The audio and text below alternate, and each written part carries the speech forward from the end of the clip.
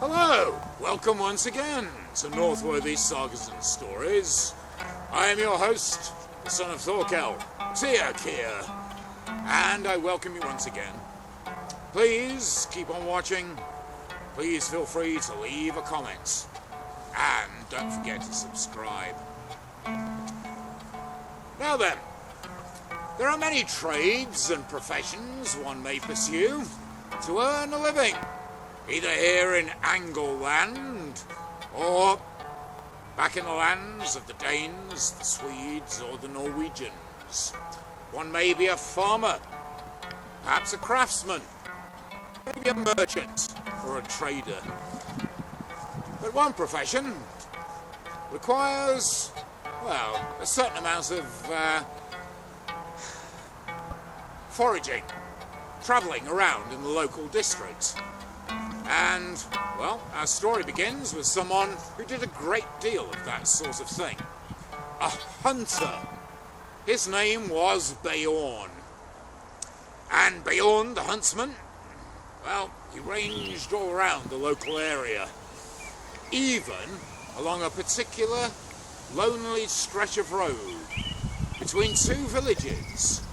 And these were notorious for witchcraft. They had a very bad reputation amongst the people who lived locally.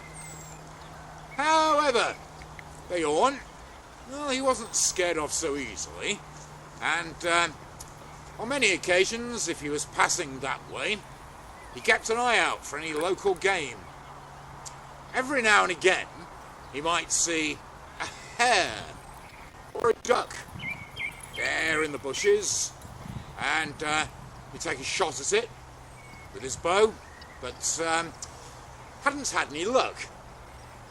Now on this occasion, he saw a duck, and it was a fine-looking bird, and he's sure it was the same one he'd seen before that had eluded him so many times, and now he was determined to have it.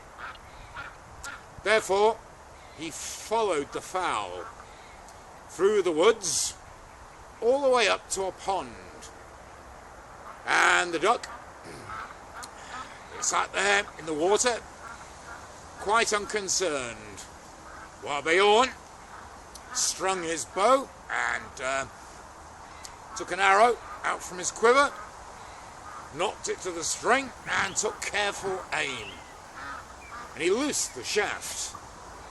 However, to his surprise, for he'd sure he'd hit the bird, it didn't seem to have any effect.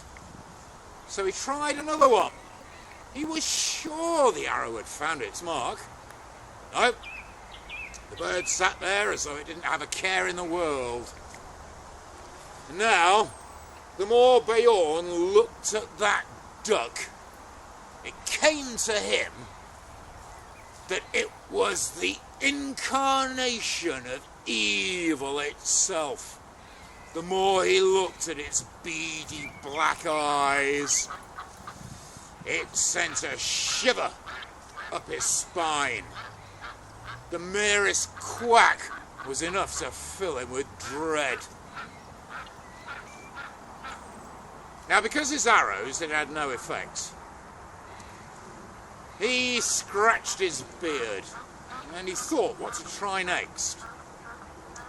Then he realised that around his neck he had a silver pendant in the shape of a spearhead. So he took it off, and he took the arrowhead off one of the shafts, and he replaced it with that silver spearhead pendant. Once more, he took careful aim and let fly, and he hit the duck squarely in the leg. The bird, it squawked and quacked in alarm and flew right off. He saw it heading towards the nearby farm, where it hid in the hen house.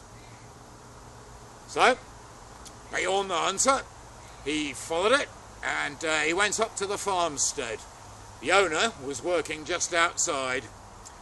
Bjorn, claimed the duck he'd just shot. And the landowner, well, he agreed that according to local custom, Bjorn could claim his kill. And if he wanted to go inside and have a word with the serving girl, then she'd see about sorting the duck out for him. And that's what Bjorn did. He walked into the farmhouse and up to the hearth. But he didn't see a servant girl there.